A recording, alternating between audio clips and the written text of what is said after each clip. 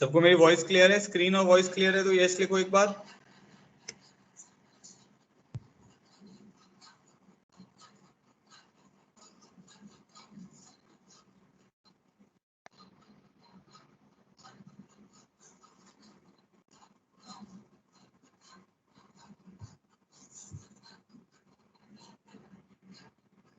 ठीक है, चलो इधर ध्यान दो। अब हमने 5 सेक्शन पढ़ लिए थे, अब मैं आपको सेक्शन 6 बता रहा हूँ।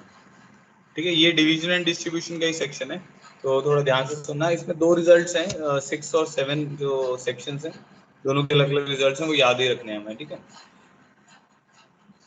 तो इसमें है डिस्ट्रीब्यूशन ऑफ आइडेंटिकल का है इसमें डिस्ट्रीब्यूशन। ठीक है, तो डिस्ट्रीब्यूशन ऑफ एन आइडेंटिकल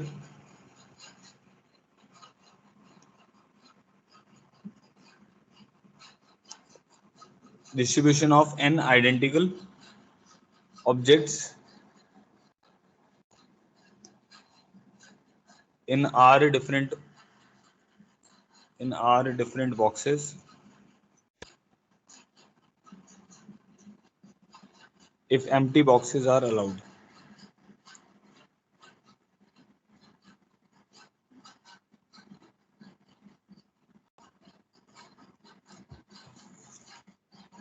ठीक है,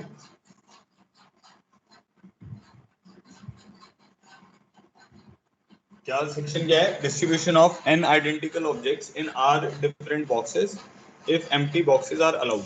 ठीक है, तो इसको करने के लिए ना हम 2 तरीके से इसको सॉल्व करते हैं। तो एक तो मेरा प्रॉब्लम होगा जो मैं इसको परमुटेशन की हेल्प से सॉल्व कर दूंगा, परमुटेशन कॉम्बिनेशन की हेल्प से। दूसरा होगा मैं इसको मल्टीनोमियल इंटीग्रल इक्वेशन वाली हेल्प से सॉल्व करूंगा। मल्टीनोमियल की इंटीग्रल सोल्यूशन वाली इक्वेशन जो है वो अभी हमने पढ़ी नहीं है, बट यहाँ पे मैं आपको समझाने की कोशिश करूंगा। ठीक है, तो समझिएगा ध्यान से। तो अब मेरे पास क्या कंसर्न है, मान लेते हैं, इसको मैं एग्जांपल से बताता हूँ आपको। मान लेते हैं कि ये जो प्रॉब्लम है ना, इसको मैं एक अलग प्रॉब्लम में स्टेट कर रहा हूँ कि मेरे पास n आइडेंटिकल कैंडीज हैं, n आइडेंटिकल कैंडीज हैं और r-1 पार्टीशंस हैं, एक कम, जितने आपके बॉक्सेस हैं उससे कम। ठीक है, तो मेरे पास n आइडेंटिकल कैंडीज हैं और r-1 पार्टीशंस हैं। ठीक है, अब जैसे मान लो मैं बोलता हूँ कि मेरे पास 5 कैंडीज हैं और 2 पार्टीशन है। ठीक है, 5 कैंडीज हैं और 2 पार्टीशन है। तो इसका क्या मतलब हो गया, मैं 5 कैंडीज को अगर 3 बॉक्सेस में डालने की कोशिश करूंगा, पार्टीशन 2 डालेंगे फिर, अगर 5 कैंडीज को 3 बॉक्सेस में डालने की अगर आप कोशिश कर रहे हो, इसका मतलब आप 2 पार्टीशन डालोगे। ठीक है, 6 कैंडीज को मान लो आप 3 बॉक्सेस में डालने की कोशिश कर रहे हो, तब भी कितने पार्टीशन डालोगे? 2 पार्टीशन। जितने बॉक्सेस हैं उससे एक कम पार्टीशन डालना है। ठीक है, वो क्यों डाल रहे हैं वो भी आपको समझ आ जाएगा।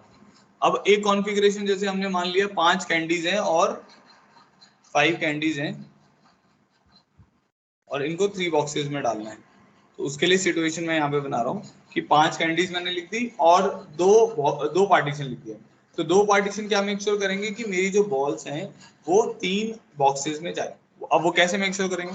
जैसे ये जो अरेंजमेंट है इसके हिसाब से क्या होगा, पहले बॉक्स में 5 बॉल जाएंगी, दूसरे बॉक्स में 0 बॉल जाएगी, थर्ड बॉक्स में भी 0 बॉल जाएगी। क्योंकि पहले वाले पार्टीशन के आगे आपके पास कितनी बॉल्स हैं, कैंडी कितनी कैंडीज हैं? 5 कैंडीज हैं। पहले वाले पार्टीशन के आगे 5 कैंडीज हैं। पहले पार्टीशन और दूसरे पार्टीशन के बीच में कितनी कैंडी है? 0 है। इधर भी कितनी है? 0 है। समझ गए? अब आप इसका अरेंजमेंट करो। एक अरेंजमेंट मैं ये लिख रहा हूँ, देखो, सी सी C P C C P. इसका क्या मतलब हुआ कि भाई जो पहला बॉक्स है उसमें कितनी कैंडीज आ गई? 3।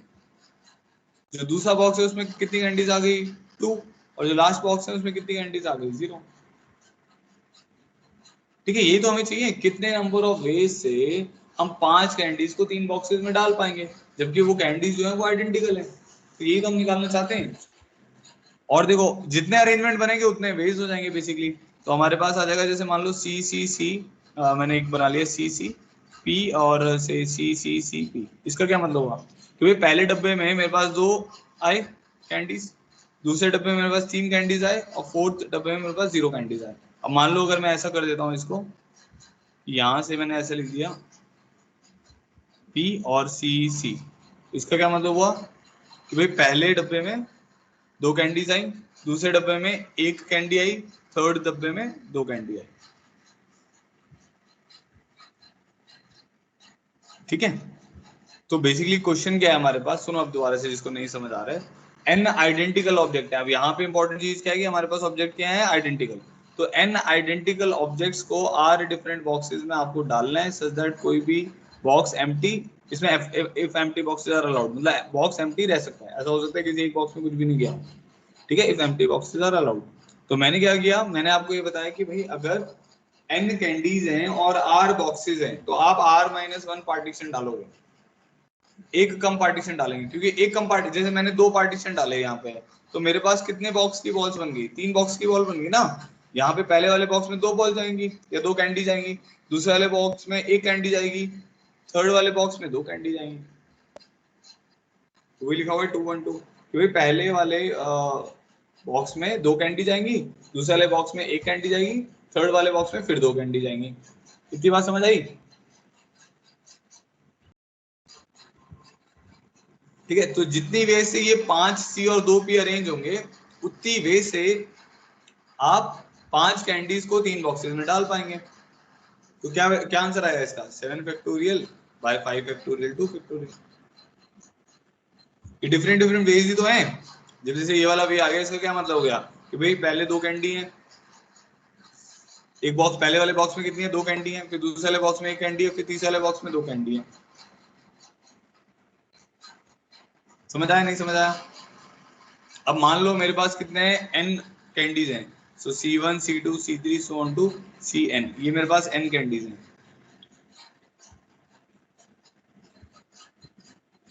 ठीक है, और मेरे पास कितने हैं, R बॉक्सेस हैं। तो R बॉक्सेस के लिए मैं कितने पार्टीशन डालूंगा बताओ, R बॉक्सेस के लिए हम कितने पार्टीशन डालेंगे, R-1 पार्टीशन डाल देंगे।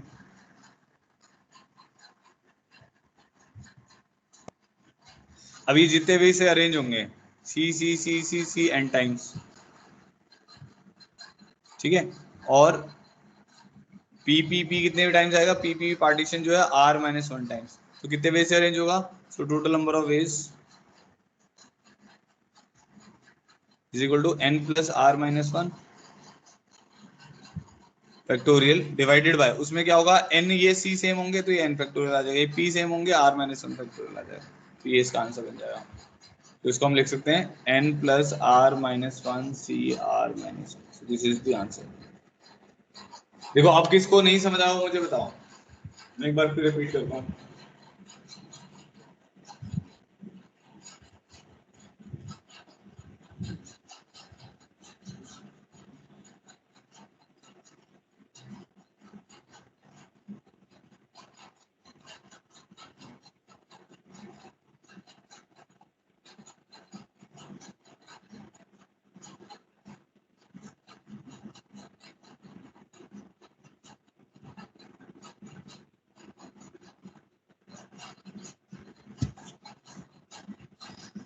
तीन बॉक्सेस में डालना है तो 2 पार्टीशन डालेंगे, ठीक है, 4 बॉक्सेस में डालना है तो 3 पार्टीशन डालेंगे, ऐसा है। ठीक है,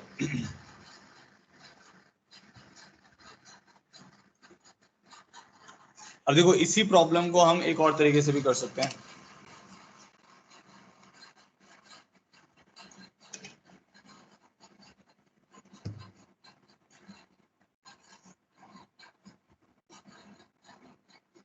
अब ये समझना, integral solution of the equation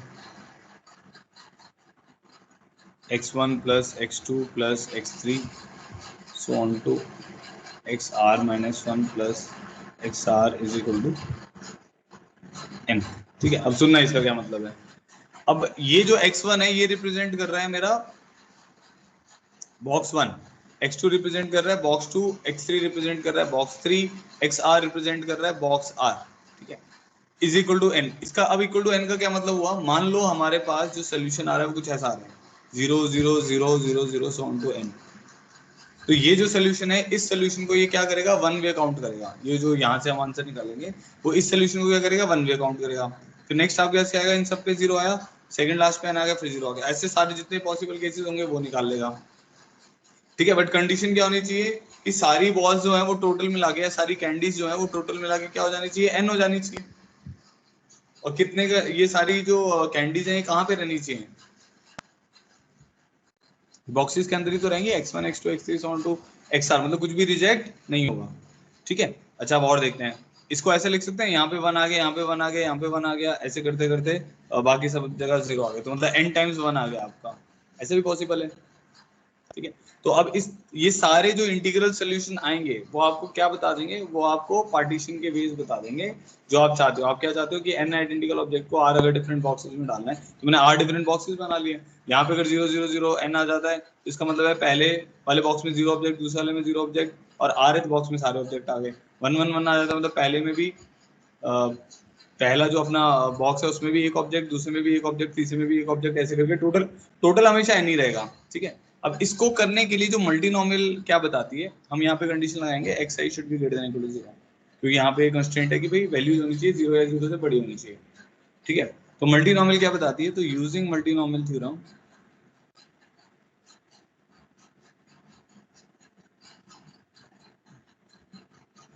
मैं इसको ऐसे लिखूंगा, कोफिशिएंट ऑफ x की पावर राइट हैंड साइड इन, अभी मैं बता दूंगा ये सोल्यूशन कैसे आ रहा है ना, अभी समझ आ जाएगा।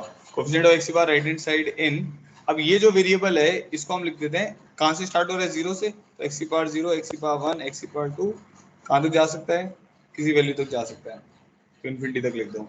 ऐसे x2 भी क्या एक वेरिएबल है जिसकी वैल्यू कहाँ से कहाँ जा सकती है, 0, x की पावर 1, x की पावर 2 से लेके जा सकती है, मतलब x2 की वैल्यू 0 से लेके इन्फिनिटी तक जा सकती है, बट मैक्सिमम n तक ही जाएंगी।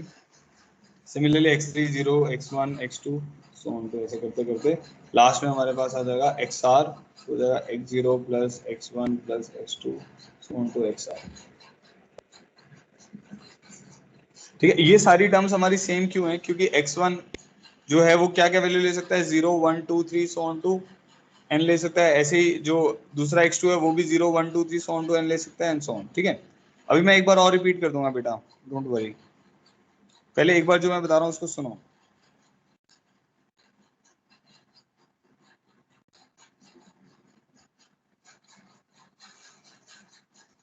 अच्छा सुनो आप सब लोग, देखो क्या कह रहा हूं मैं, मैंने क्या बोला, कोफिशिएंट ऑफ x की पावर राइट हैंड साइड इन, x की पावर में, x की पावर में वो वैल्यूज आएंगी जो x1 ले सकता है, वैल्यूज ऑफ x1, यहाँ पे x की पावर में वो वाली वैल्यूज आएंगी जो x2 ले सकता है। ठीक है, अब देखो वो कैसे, तो मैं लिख रहा हूँ कोफिशिएंट ऑफ x की पावर n इन x की पावर 0, x की पावर 1, x की पावर 2, x की power 3 so on to x raise to the power n। ठीक है, सिमिलरली जो नेक्स्ट टर्म आएगी वो भी सेम ही आएगी, वो भी सारी सेम आती रहेंगी, तो यहाँ पे कितनी टर्म आ रही है, 8 बॉक्सेस आ रहे हैं, तो इस सब की पावर r हो जाएगा। अच्छा, अब आपको ये कंफ्यूजन हो रहा होगा कि सर यहाँ तो ये न्यूमरेटर में, यहाँ पावर में आ रहा है, ऐसा क्या है। देखो ऐसा हो इसीलिए रहा है कि भाई मेरे को मान लो ये एक मेरा सोल्यूशन है 0 0 0 और लास्ट में n आ गया, तो वो सोल्यूशन कैसे आएगा, x की पावर n का हम कोफिशिएंट देख लेंगे इन सब के मल्टीपल में, तो x की पावर 0 और x की पावर 0 को मल्टीप्लाई करेंगे, x की पावर जितने भी सारे x की पावर 0 वाले हैं वो वाली मल्टीप्लाई करके आपको क्या मिलेगा, x की पावर 0 का कोफिशिएंट मिल जाएगा। अब मान लो x का कोफिशिएंट देखना है, देखो मैं क्या बताने की कोशिश कर रहा हूँ, मेरे को x की पावर राइट हैंड साइड इन सब में सर्च करना है ना, तो जब मैं बोल रहा हूँ कि ये वाला मेरा सोल्यूशन देखो 0 0 0 so on to n is equal to n, तो उस केस में क्या होगा, यहाँ से 0 पिक होगा, यहाँ से 0 पिक होगा, यहाँ से 0 पिक होगा, और लास्ट में n पिक हो जाएगा, लास्ट वाले में n पिक हो जाएगा, तो वो क्या होगा, पावर में x की पावर n बन जाएगा। ठीक है, अब मान लो जैसे मैं बोलता हूँ कि भाई मेरे को यहाँ पर ऐसा वाला चाहिए 1 1 1 और ये लास्ट लास्ट में कुछ ऐसे बना के n बन गया, तो उसमें क्या होगा, यहाँ पे x की पावर 1 पिक होगा, यहाँ पे x की पावर 1 पिक होगा, तो वो पावर में है, जो वैल्यू है वो पावर में है। ठीक है, तो अब निकालते हैं इसको, कॉफी ये तो बाइनोमियल वाला क्वेश्चन हो गया, कोफिशिएंट ऑफ x की पावर n, n इसको क्या लिख देंगे, a अपॉन 1 माइनस r की पावर, कॉमन इशू होता था ना वो x है यहाँ पे, तो उसकी होल पावर r, तो कोफिशिएंट ऑफ x की पावर n, n ये आ जाएगा 1 माइनस x की power minus r, so coefficient of C power n in this, तो ये वाली वैल्यू क्या बनेगी, 1 प्लस आर सी 1 x जानते हो आप, प्लस यहाँ पे क्या हो जाएगा c2, और यहाँ पे r प्लस 1 x की पावर 2, ऐसे चलेगा। आपको एक्स की पावर एन का कोफिशिएंट निकालना है तो एक्स की पावर एन, सी यहाँ पे कितना आएगा, एन आएगा, और इन दोनों में क्या होगा, n plus r minus one करना है आपको, क्योंकि इन दोनों का गैप जो है वो कितना, आर माइनस वन ऐड हो रहा है, इसमें भी क्या हो रहा है, आर माइनस वन ऐड हो रहा है, तो एन में भी आर माइनस वन ऐड कर दिया तो हमारे पास वैल्यू आ जाएगी n plus r minus one C n, जिसको आप फर्दर लिख सकते हो n plus r minus one C r minus one.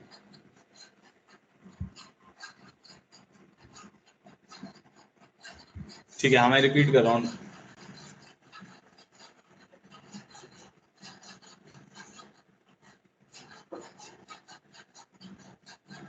Repeat कर रहा हूँ, सुनना ध्यान से। अब पूरी प्रॉब्लम को मैं रिपीट कर रहा हूँ, ठीक है। हो सकता है यहाँ पे आपको नहीं समझ आया तो घबराना नहीं है, ये मल्टीनोमियल वाला जो स्टेटमेंट है ना, ये बार बार बताऊंगा तो आपको आ जाएगा,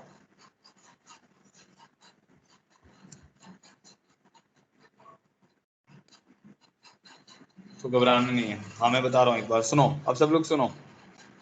जैसे एक एग्जांपल ले लेते हैं, चलो मान लो x1 plus x two equal to 5 है, ठीक है, और मैंने बोला कि x1 मेरा 0 से बड़ा होना चाहिए और x2 मेरा 0 से बड़ा होना चाहिए। एक सिंपल सा एग्जांपल ले रहा हूँ मैं, ठीक है। अब ध्यान से सुनना, इसमें आपको समझ आ जाएगा तो ऊपर वाला भी समझ आ जाएगा, ठीक है।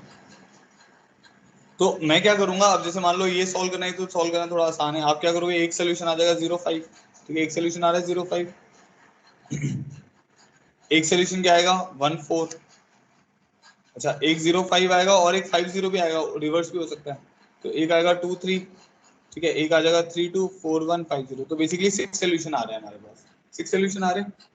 अब ये वाली जो टर्म है ये आपकी r को रिप्रेजेंट कर रही है, ये वाली टर्म आपकी n को रिप्रेजेंट कर रही है, तो इसको आप वो वाला फॉर्मूला लगाओ जो भी आपने निकाला है, n plus r minus one C r minus one, ठीक है, तो वो लगाओ कि क्या आ जाएगा, 5 प्लस आर कितना है, एक दो टर्म है तो 2 माइनस वन सी 2 माइनस वन, तो क्या वैल्यू बन जाएगी, 6C1 बन रहा है, तो 6 ही आ रहा है आपका आंसर, 6 टर्म्स आ रही है ना, इसके कितने सोल्यूशन आ रहे हैं, 6 ही तो सोल्यूशन आ रहे हैं।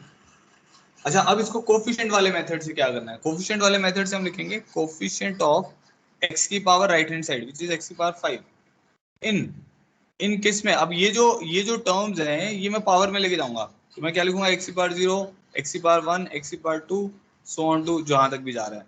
ये मैंने लिखा है x1 वेरिएबल के लिए, x0 x1 x2 x3 so on to, ये मैंने लिखा है x2 वेरिएबल के लिए, दो वेरिएबल के लिए मैंने ये स्टेटमेंट लिखी। अब ये जो मैंने ये वाली स्टेटमेंट लिखी ना, कोएफिशिएंट ऑफ x की power 5 in this into in product of this and this, वो भी आपको आंसर 6C1 ही देगा। अब कैसे देगा देखो, अब x की पावर 0 को जब तू यहाँ पे x की पावर 4 x की पावर 5 ऐसा लिखा होगा, तो x की पावर 0 को x की पावर 5 से मल्टीप्लाई करेगी तो एक वे बन गया ना, तो x0 इंटू x5 एक वे बन गया हमारे पास। नेक्स्ट क्या आएगा, x1 इंटू x4, तो x1 इंटू x4 भी आपके पास x5 आ जाएगा, तो ये भी x5 था, ये 1x5 आ जाएगा। फिर x2 किससे मल्टीप्लाई होगा, x क्यूब से मल्टीप्लाई होगा, तो वो भी क्या दे देगा, x की पावर 5 दे देगा।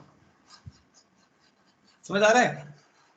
तो हो क्या रहा है कि जो आपका ये जो 5 है ये पावर में बना हुआ है, और जो इसके सोल्यूशन है वो भी इसकी पावर्स में आ रहे हैं, तो जो जो वैल्यू ये ले सकता है वो आपको पावर में लगा देनी है।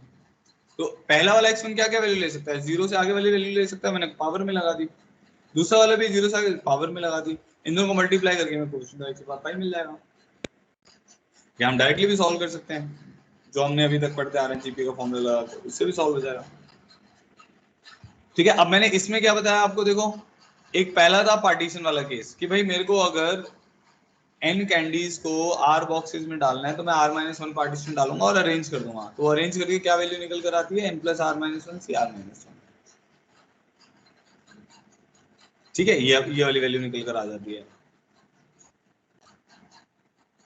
अच्छा अब आते हैं इंटीजर पे, इंटीजर में आप समझ आ रहा है, x1 plus x2 x3 so on to xr equal to n है, आपको क्या चाहिए, इसकी वैल्यू क्या चाहिए, 0 से बड़ी चाहिए, इसकी वैल्यू 0 से बड़ी चाहिए, तो आप क्या लिखोगे, कोफिशिएंट ऑफ x की पावर n, क्या लिखोगे, देखो कोफिशिएंट ऑफ x की power right hand side n, ये जो इसकी वैल्यूज आ रही है ये पावर में चली जाएंगी, x की पावर 0 x की पावर 1 x की पावर 2 सो ऑन टू, ये सब मल्टीप्लाई करो, तो कोफिशिएंट ऑफ x की पावर n कैसे बनेगा, जब जैसे मान लो पहला वाला रो हम देख रहे हैं 0 0 0 लास्ट में n है, तो इसका 0 उठा, इसका इस वाली टर्म का भी 0 उठा, सारी टर्म्स का 0 उठा, तो लास्ट में x की पावर n उठ गया, उससे आपको मिल जाएगा कोफिशिएंट ऑफ x की पावर n। तो ऐसे करके आपके पास सारे कोफिशिएंट्स आ जाएंगे। ठीक है, अभी थोड़ा क्लियर हुआ। अभी जिसको स्टिल क्लियर नहीं हुआ है तो वो ऐसा ध्यान रखे कि भाई इसको करने के दो तरीके हैं, एक तो मैंने आपको बताया कि n कैंडीज और r-1 पार्टीशन वाला तरीका, और दूसरा तरीका बताया इंटीग्रल सोल्यूशन वाला तरीका।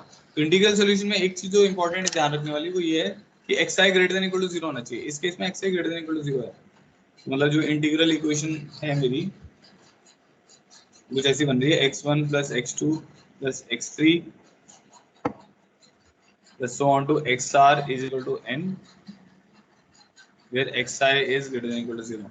तो इसके लिए जो रिजल्ट है वो है n plus r minus 1 c r minus.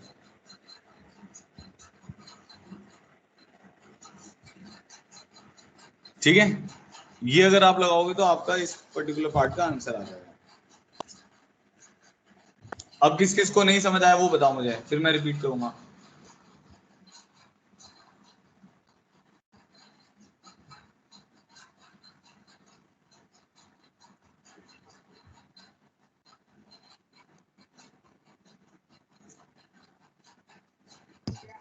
Sir please repeat.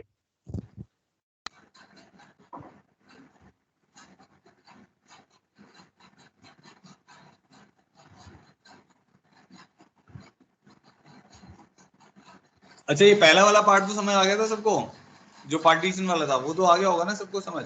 Partition वाले से आप समझ लो, अगर इंटीग्रल नहीं समझ आ रहा है, इंटीग्रल इसके बाद का ही टॉपिक है तो उसमें मैं एक बार और, हाँ सेकंड वाला नहीं आया तो कोई घबराने की जरूरत नहीं है। आप ऐसा सोचो कि मुझे क्या करना है, मुझे मेरे पास n आइडेंटिकल चीजें हैं, उसको मेरे को r बॉक्सेस में डालना है। तो मैंने क्या बताया, r बॉक्सेस में डालने का क्या तरीका है, r माइनस 1 पार्टीशन डाल दो। ठीक है, तो उससे क्या होगा, जब आप r माइनस 1 पार्टीशन डालोगे तो ऑटोमेटिकली जो n कैंडीज होंगी वो जब अरेंज होंगी तो ऑटोमेटिकली r बॉक्सेस में चली जाएंगी। ठीक है, तो जैसे मान लो मैं ऐसा बोलता हूँ कि मैंने 2 पार्टीशन डाले हैं और मेरे पास 5 कैंडीज हैं, तो अब इसमें क्या होगा, इसमें ऐसा ही होगा ना, एक सी आया फिर 2 पी आ गए, फिर मान लो 2 सी आ गए, इधर 2 सी आ गए और एक सी इधर मान लो है। तो इसका मतलब क्या हुआ, ये कौन सा अरेंजमेंट है, ये वो अरेंजमेंट है जिसमें पहले बॉक्स में 2 कैंडी है, दूसरे बॉक्स में 0 कैंडी है और थर्ड बॉक्स में 3 कैंडी। ठीक है, अब इस प्रॉब्लम को हम इंटीग्रल इक्वेशन प्रॉब्लम से ही सॉल्व कर सकते हैं। जो हमने इसको सॉल्व किया था तो आ गया था n plus r minus one factorial divided by n factorial into r minus one factorial. अब जो सेकंड मेथड है उसमें क्या है, जो ये x1 x2 x3 so on to xr है, ये आपके बॉक्सेस हैं। इसमें मान लो 0 है तो इसका मतलब है कोई भी, इसमें कोई भी जैसे 0 लेंगे तो इसका मतलब है कि कोई भी ये वाली वैल्यू जो है वो 0 आ रही है, बॉक्स में 0 कैंडीज हैं, दूसरे वाले बॉक्स में भी 0 कैंडी है। तो जैसे हमने ये वाला केस लिया था 0 0 0 सो ऑन टू n वाला, तो इसका क्या मतलब हुआ कि भाई उस बॉक्स, ये जो बॉक्सेस हैं सब में 0 कैंडीज हैं, बट जो लास्ट वाला बॉक्स है उसमें कितनी कैंडीज हैं, उसमें n कैंडीज हैं। तो ये पॉसिबिलिटी है, ये पॉसिबिलिटी है। नेक्स्ट में क्या होगा, 0 0 0 सब में गए, सेकंड लास्ट में n है, बाकी में 0 है। तो ऐसे बहुत सारे केसेस बनेंगे। ऐसा हो सकता है बीच में 1 1 1 गया, फिर n-3 गया, बाकी सब में 0 गया। तो ये हमारा सोल्यूशन ही तो है, इस इंटीग्रल इक्वेशन का सोल्यूशन ही तो है। तो इस इंटीग्रल इक्वेशन का जो सोल्यूशन है वो क्या बता रहे हैं, तो भाई पहले डब्बे में 0 कैंडी है, दूसरे डब्बे में 0 कैंडी है, तीसरे डब्बे में 0 कैंडी है, लास्ट वाले डब्बे में n कैंडी है। तो एक पॉसिबिलिटी हो गई। दूसरी पॉसिबिलिटी क्या बता रहा है, भाई पहले डब्बे में 0, दूसरे में 0, तीसरे में 0, सेकंड लास्ट में n है, बाकी में 0। ये वाली पॉसिबिलिटी क्या बता रहा है, कि पहले डब्बे में 1 candy 1 candy 1 candy n-3 candies, ऐसा करके ये बता रहा है। तो इसको सॉल्व करने का तरीका क्या है, अभी आप ऐसे ध्यान में रख लो, कोफिशिएंट ऑफ x की पावर राइट हैंड साइड लिखना है, in x raise to the power जो भी इसकी वैल्यूज होंगी वो पावर में जाएंगी, क्योंकि जब आप यहाँ वाली वैल्यू को पावर में लेके जा रहे हो तो इधर वाली सारी वैल्यूज भी क्या जाएंगी, पावर में जाएंगी। ठीक है, तो अगर अभी स्टिल किसी को नहीं समझ आया तो वो ये रिजल्ट याद रखो कि भाई अगर xi greater than equal to 0 है तो उसका रिजल्ट होता है n plus r minus 1 c r minus 1। ये रिजल्ट याद रखो, ठीक है, बाकी आ जाएगा, स्लोली स्लोली आ जाएगा। अभी ये पूरा टॉपिक है, इसके बाद ना मैं आपको बताने की कोशिश कर रहा था बट काफी बच्चों को समझ नहीं आया, कोई प्रॉब्लम नहीं है। चलो नेक्स्ट आते हैं, section 6।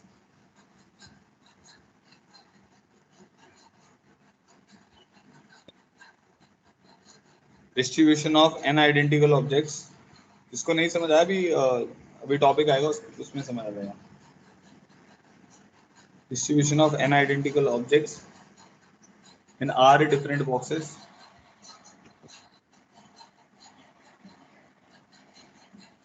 if empty boxes are not allowed.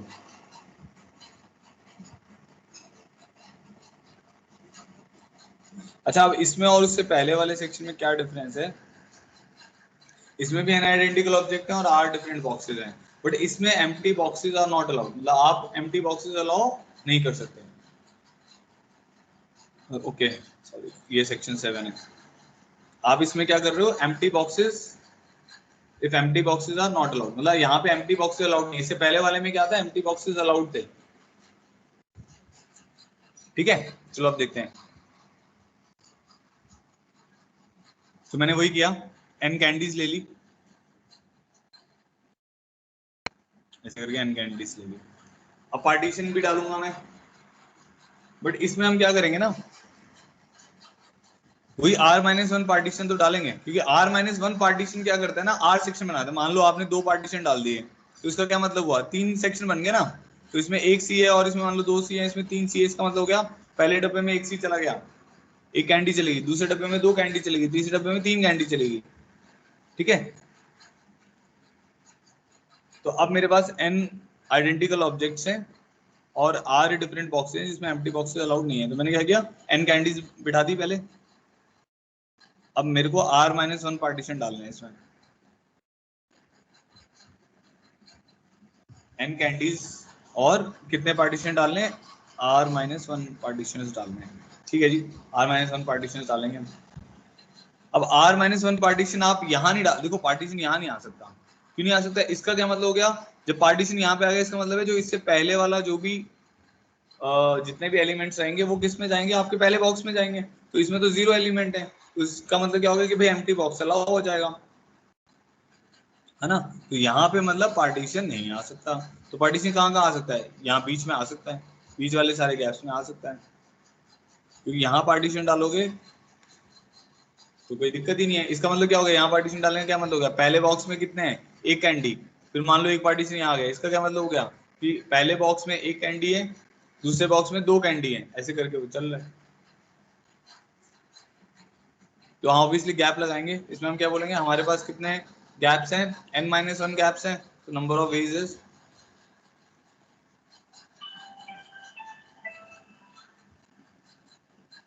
ठीक है, n-1 गैप्स हैं हमारे पास, और कितने पार्टीशन है, r-1। बस अरेंज करने का कोई वे ही नहीं है, वन वे है, क्योंकि सबके सब आइडेंटिकल है। या आप ऐसा बोल सकते हो n factorial by n factorial, r-1 factorial by r-1 factorial. ठीक है, तो ये इसका रिजल्ट हो गया।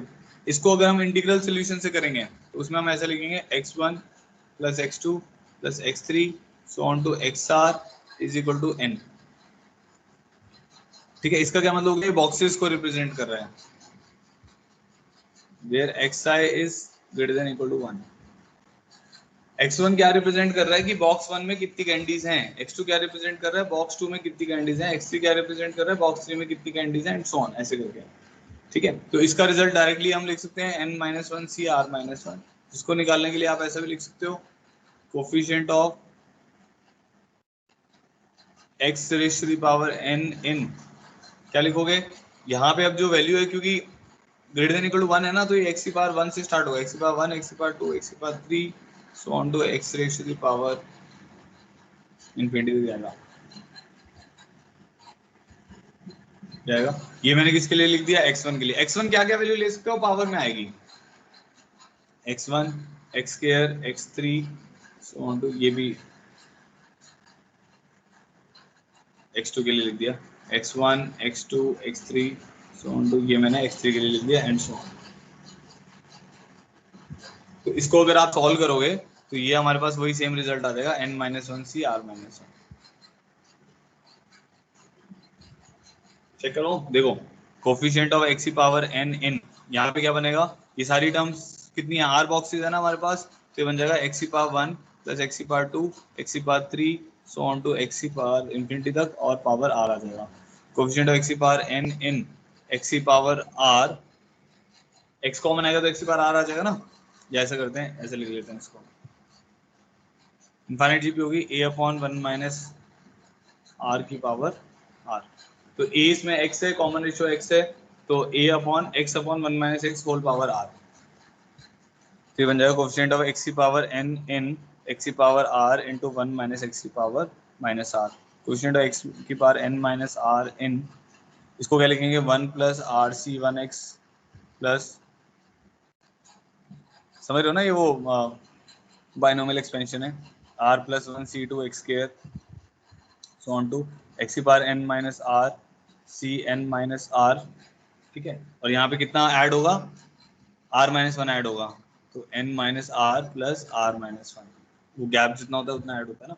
तो हमारे पास क्या टर्म आ गई, n माइनस r का कोएफिशिएंट क्या आ रहा है, n-1c n माइनस r, उसको हम लिख सकते हैं n-1c n minus 1 minus n minus r, तो बन जाएगा n-1c r-1। ठीक है, जिसको मान लो ये वाला पार्ट, सेकंड वाला पार्ट नहीं भी समझ आया, तो बेसिकली आपको ये समझ आना चाहिए, ये चीज समझ आनी चाहिए कि अगर xi greater than equal to 1 है तो मैं डायरेक्टली ये रिजल्ट यूज कर सकता हूँ इंटीग्रल सोल्यूशन के लिए, x1 plus x2 plus x3 so on to xr is equal to n है, where xi is greater than equal to 1, तो आप डायरेक्ट रिजल्ट यूज कर सकते हो n-1c r-1। ठीक है, बाकी अभी कुछ क्वेश्चन देखते हैं, आपको और समझ आ जाएगा। तो ये हमारा था सेक्शन 7। एक बार मैं इसके कुछ क्वेश्चन लिख रहा हूँ, आपको अपने आप समझ आए, रिजल्ट लगाना सीख लो। चलो अगर मान लो नहीं भी समझ आए, कोई घबराने की जरूरत नहीं, मल्टीनॉमिनल में समझा दूंगा मैं आपको, और एक बार डिटेल से समझाऊंगा, आप रिजल्ट लगाना सीखो बस, ठीक है। तो हमारे 96 हो गए थे शायद प्रॉब्लम, देखो एक बार बताओ 96 प्रॉब्लम हो गए थे।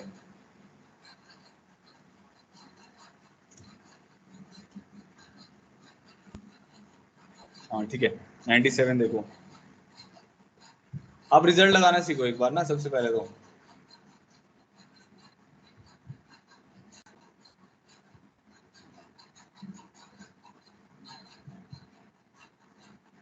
in how many ways 6 identical coins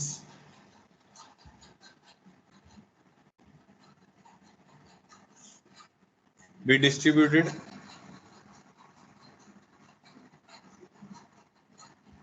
in how many ways 6 identical coins be distributed between 4 persons if each person can receive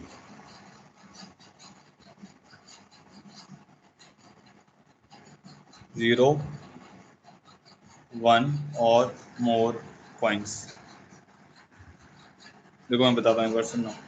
In how many ways 6 identical coins be distributed among 4 persons if each person can receive 0, 1 or more coins। ठीक है, तो इसका मतलब क्या हुआ कि भाई जब आप डिस्ट्रीब्यूट करोगे 4 लोगों में तो उसमें 0 भी आ सकता है।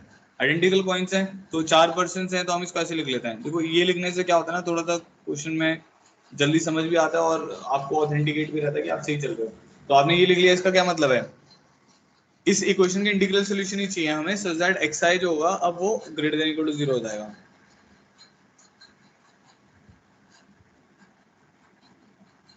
इसका क्या मतलब हुआ, इसके पास कितने कॉइन आ सकते हैं, 0, 1, 2, 3, 4, 5, 6 ऐसे आ सकते हैं ना, क्योंकि उसने बोला 6 आइडेंटिकल कॉइन है और 4 लोगों में डिस्ट्रीब्यूट करने हैं और ईच पर्सन कैन रिसीव 0, 1 और मोर कॉइन्स। ठीक है, तो xi greater than equal to 0 के लिए क्या रिजल्ट लगेगा, 6 + 4 - 1 n + r-1c r-1, तो क्या आंसर आ जाएगा इसका, 9c3।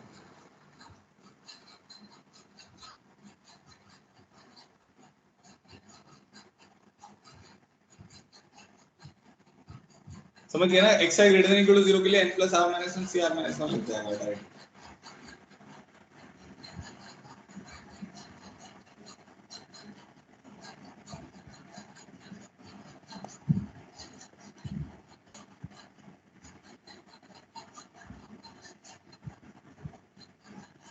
In how many ways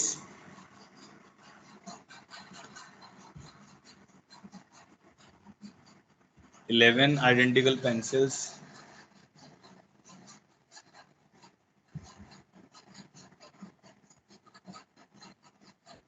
be distributed among 6 kids if each receiving at least one। Now many ways 11 identical pencils be distributed among 6 kids if each receiving at least one। अब सबको कम से कम एक मिलनी चाहिए, तो आप समझ सकते हो कि पेंसिल्स बिठाओ और उसमें 5 पार्टीशन डाल दो, जो गैप हो रहे हैं, बट एंड पॉइंट्स पे नहीं आना चाहिए, क्योंकि सबको क्या मिलनी चाहिए, कम से कम एक पेंसिल मिलनी चाहिए। दूसरा तरीका कि हम बोलेंगे x1 + x2 + x3, ऐसे करते करते हमारे पास x6 हैं और इसमें 11 आइडेंटिकल पेंसिल्स को डिस्ट्रीब्यूट करना है, या 6 किड्स हैं या 6 बॉक्सेस हैं, डिफरेंट बॉक्सेस हैं, उसमें आपको 11 आइडेंटिकल पेंसिल्स को डिस्ट्रीब्यूट करना है। तो आप क्या लिखोगे, x इसमें i जो है एक्साइज इस ग्रेटर देन इक्वल टू 1 आ जाएगा। क्या लगाओगे, n-1 c r-1, तो ये आ जाएगा हमारे पास 10c5। so 10c5 is the answer.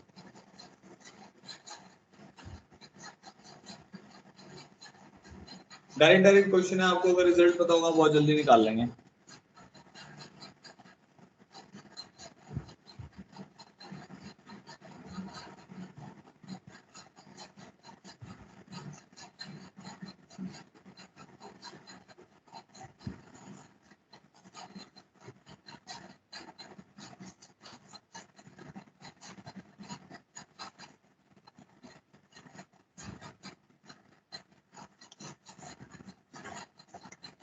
Okay ठीक है,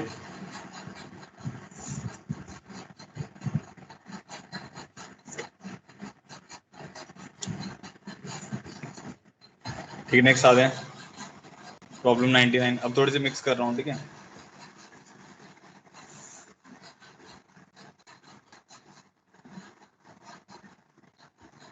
number of ways in which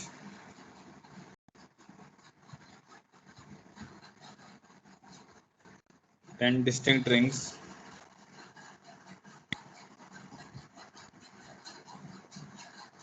can be worn into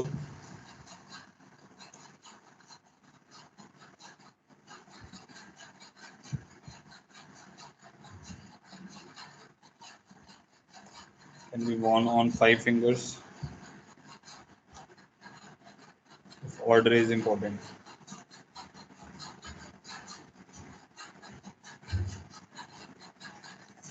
इसका आंसर बताओ एक बार। Number of ways in which 10 distinct rings can be worn on 5 fingers if order is important।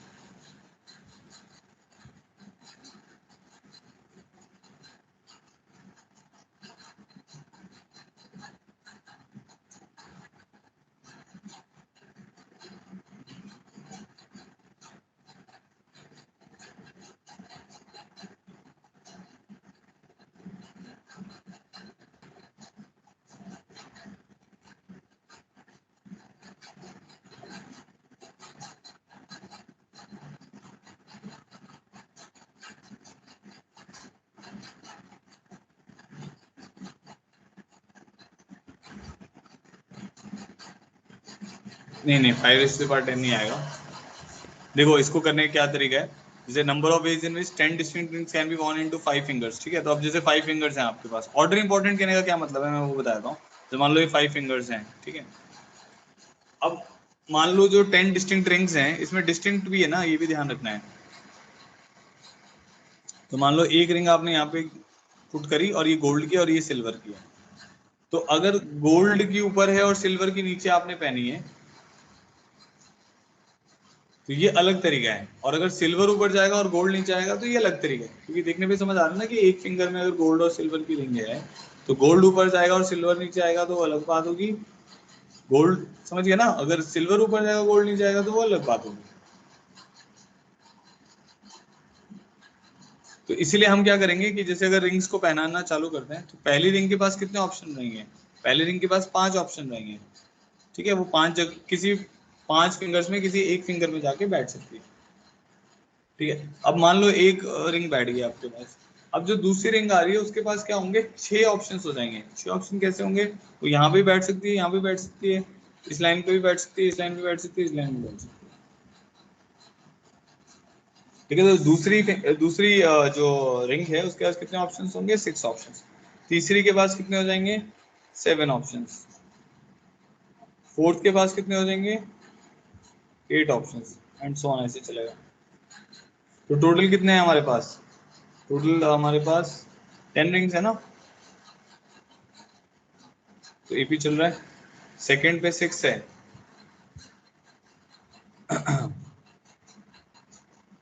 तो 10th पे हो जाएगा 5 14।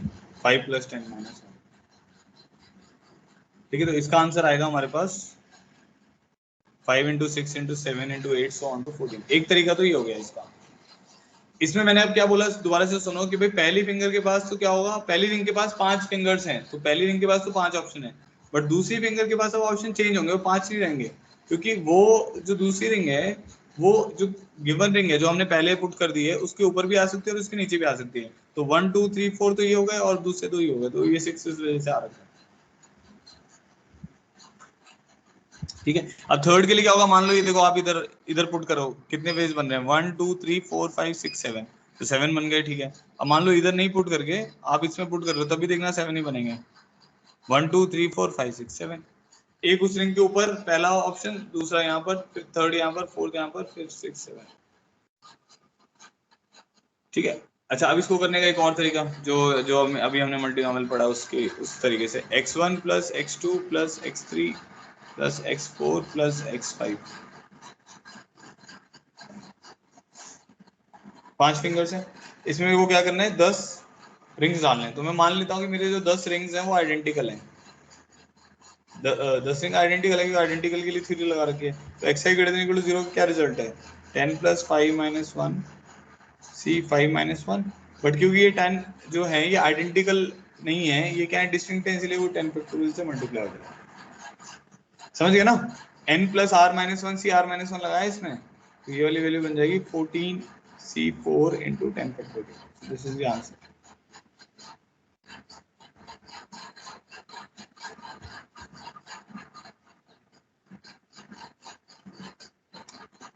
अभी पहले ये बताओ, जो मैंने बताया वो समझ आया नहीं समझ आया?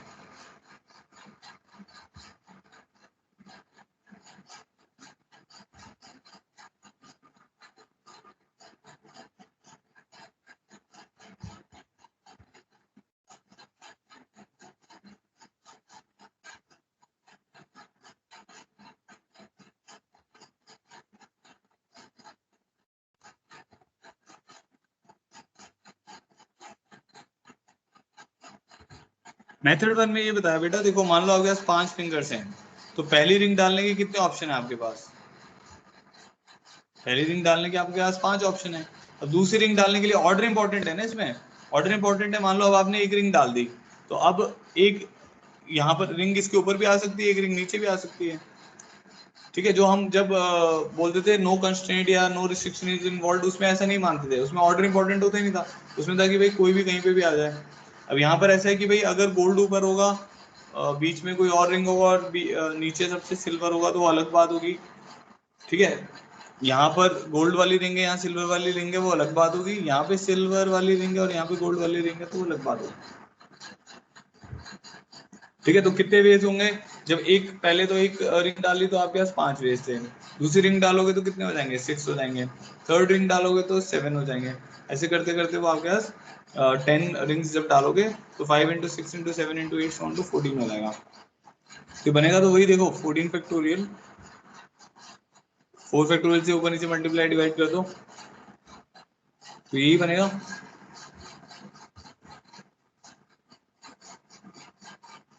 ठीक है, 14 फैक्टोरियल और 4 फैक्टोरियल, इसको अगर आप चेक करोगे ये भी वही बन रहा है, 14 factorial, 4 factorial, 10 factorial,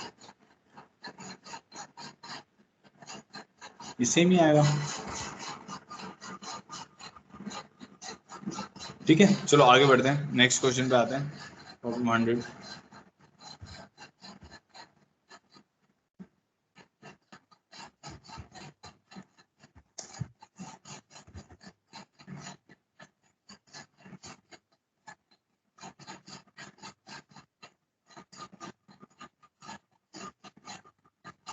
In how many ways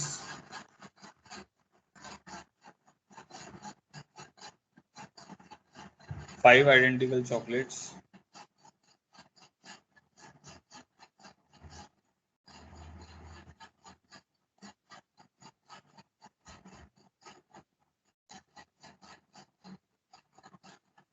can be distributed to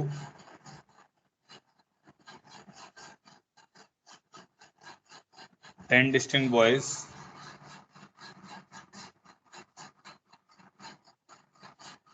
bags, 10 distinct bags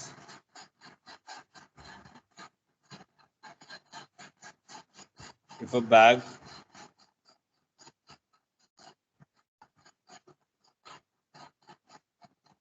cannot have more than one chocolate. Easy सा क्वेश्चन है देखो.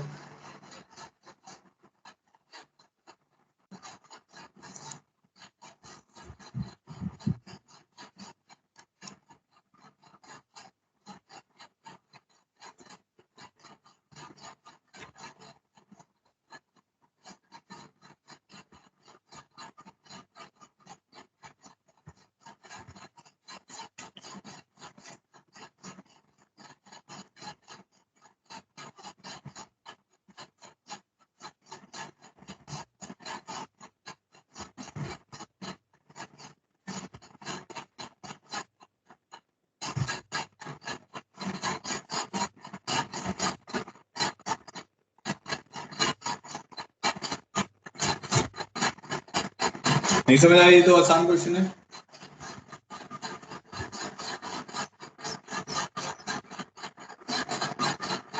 NC5 हो जाएगा ना. देखो 5 चॉकलेट हैं और उनको 10 बैग्स में डालना है, तो हर बैग में मैक्सिमम एक जा सकती है. तो क्या करोगे, पहले 10 बैग में से 5 बैग्स को सिलेक्ट कर लो, उनमें चॉकलेट्स डालोगे तो उसका डालने का 1 ही वे है.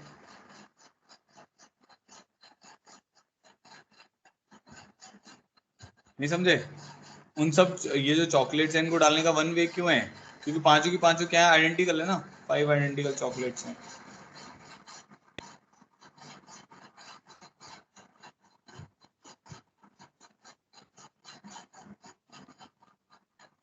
समझ गए? देखो आप ऐसे सोचो कि 10 बैग थे, 10 डिफरेंट बैग थे, उसमें से 5 बैग सिलेक्ट कर लिए, 5 सिलेक्ट कर लिए, कितने वेस्ट हो जाएंगे? 10C5. अब 5 आइडेंटिकल चॉकलेट आपको 5 बैग में डालने हैं.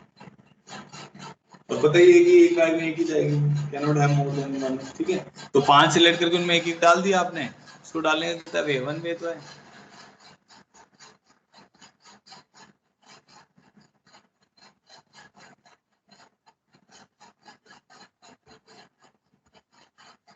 तो 10C5 into 1 is the answer. Clear हो गया? और लिखो चलो.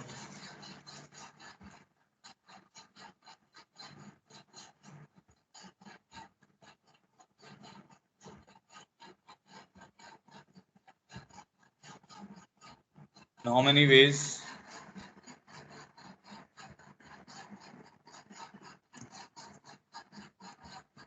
ten identical chocolates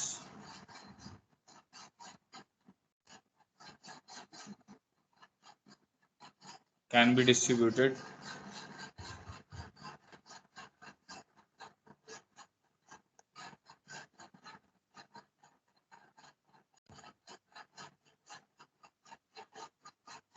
among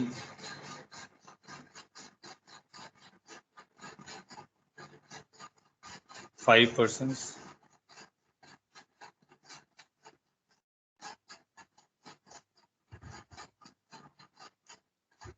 In how many ways 10 identical chocolates can be distributed among 5 persons if a person cannot have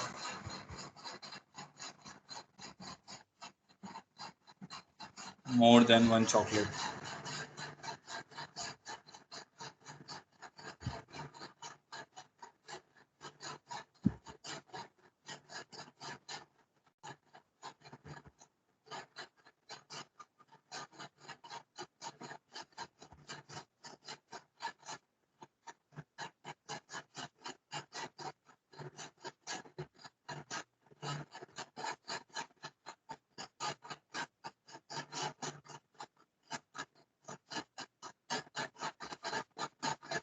बताओ इसका क्या आंसर होगा?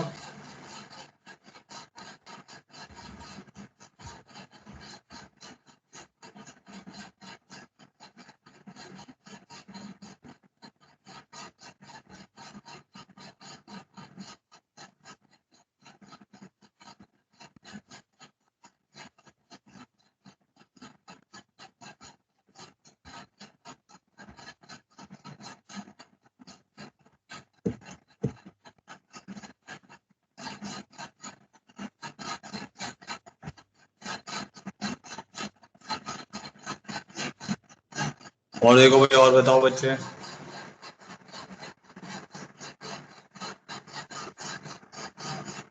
इसमें लिखा हुआ है if a person cannot have more than one chocolate, एक आदमी के पास एक से ज्यादा चॉकलेट नहीं जा सकती।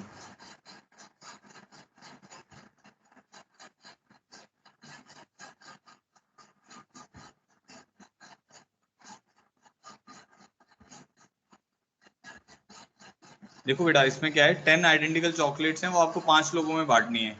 ठीक है, तो चॉकलेट्स कितनी है, 10 हैं, 10 चॉकलेट्स हैं और 5 पर्सन हैं। तो if a person cannot have more than one chocolate, तो ऐसे तो पॉसिबल ही नहीं ना, जीरो वेज आएंगे इसके। भाई चॉकलेट ज्यादा है, आप बांटने जाओगे, मान लो आपने सबको एक एक एक चॉकलेट दे दी, तो आपके पास 5 तो बची रह जाएंगी ना, वो भी तो आपको बांटनी है। 10 identical chocolates to be distributed among 5 persons if a person cannot have more than one chocolate. मतलब आदमी के पास एक से ज्यादा चॉकलेट आ ही नहीं सकती, तो 5 बटेंगी, 5 तो बट ही नहीं पाएंगे, तो इसका मतलब ये प्रॉब्लम तो पॉसिबल ही नहीं है, तो इसका आंसर आएगा 0। देखो समझ आया नहीं समझ आया?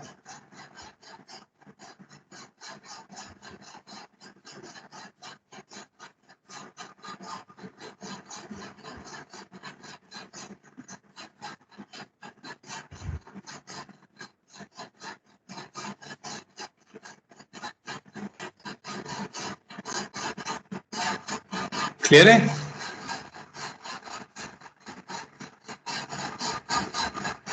नहीं ये इसमें क्लियर है ना, in how many ways 10 identical chocolates can be distributed among 5 persons, यहां से पता चल रहा है ना, आपको 10 की 10 चॉकलेट अमंग 5 पर्संस ही देनी है।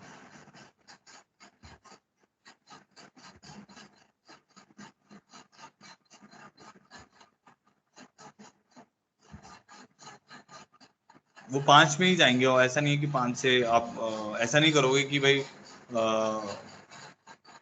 कुछ ही बांट रहे हो, इसमें ऐसा था कि 10 की 10 चॉकलेट आपको 5 लोगों में बांटनी है। ठीक है, नेक्स्ट आगे देखते हैं, find the number of veg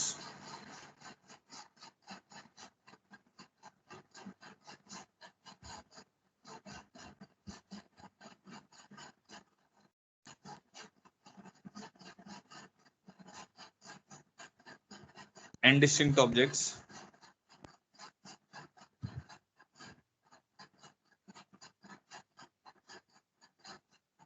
can be kept into two identical boxes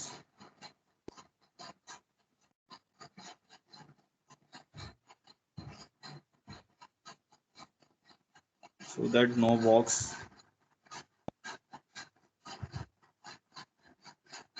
remains empty. Number of ways in which n distinct objects can be kept into two identical boxes so that no box remains empty.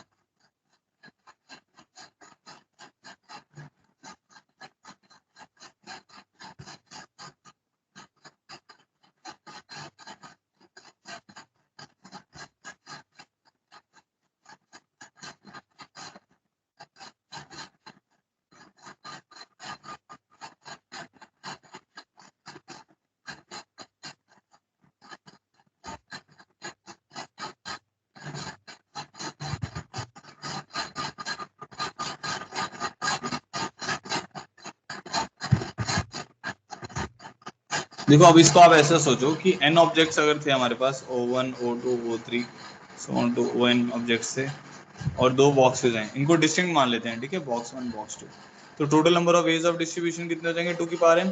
पहले object के पास 2 veg हैं, दूसरे object के पास 2 veg हैं, तीसरे object के पास 2 veg हैं, समझ गए?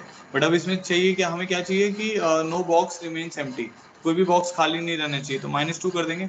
-2 कौन से केसेस आ जाएंगे, एक केस वो आएगा जिसमें बॉक्स 1 खाली होगा और सारे के सारे एलिमेंट बॉक्स 2 में बैठे होंगे। ठीक है, एक केस वो होगा जब बॉक्स 2 खाली रहेगा और बॉक्स 1 में सारे के सारे एलिमेंट्स रहेंगे। बट ये दोनों बॉक्सेस क्या है, डिफरेंट नहीं है, ये तो आइडेंटिकल है, इसलिए बाय 2 और करना पड़ जाएगा हमें। समझ गए ना, वो अलग अलग वेज नहीं होंगे ना, क्योंकि समझिए बाई 2 क्यों किया है, बाई 2 फैक्टोरियल भी बोल सकते हो आप, क्योंकि अब ए बी वाला जो अरेंजमेंट है और जो बी ए वाला अरेंजमेंट है वो तो सेम ही लेना पड़ेगा आपको।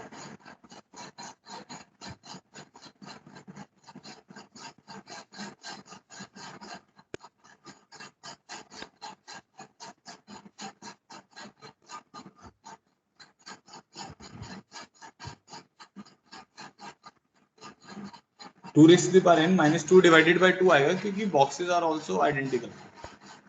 समझ आया नहीं समझ आया? ऑल क्लियर करो एक बार। तो इजी प्रॉब्लम था ना, मतलब कंपैरेटिवली कि भाई डिस्ट्रीब्यूशन तो करनी है आपको, बाकी वो वाले केसेस हटा दो जिसमें बॉक्स एम्प्टी रह रहा है। ठीक है, वो वाले केसेस हटाओ जिसमें एक बॉक्स में सारी बॉल्स आ जाएंगी या दूसरे बॉक्स में सारी बॉल्स आ जाएंगी, डिवाइडेड बाय 2 करना पड़ेगा क्योंकि आइडेंटिकल है।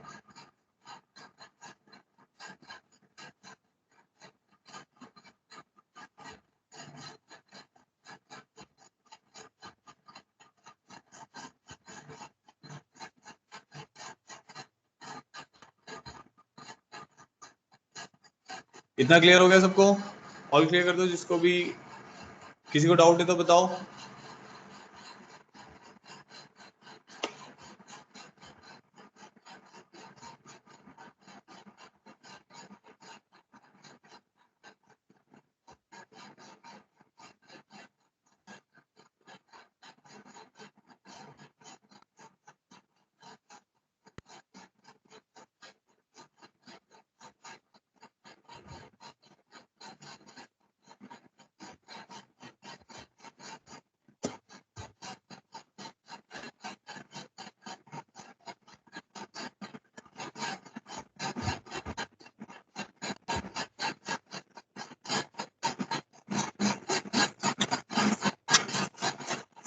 ठीक है बेटा, आज के लिए हम इतना ही कर रहे हैं। मेरी अभी एक मीटिंग है इसलिए मेरे को थोड़ा जल्दी लीव करना पड़ेगा।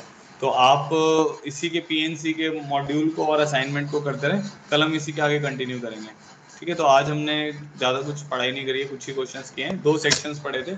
इसको एक बार देख लेना रिकॉर्डिंग को दोबारा से, जिसको सेक्शन नहीं समझ आया। बाकी मैं कल एक बार मल्टीनॉमियल कल हम स्टार्ट करेंगे, तो उसमें मैं आपको बताने की कोशिश करूँगा।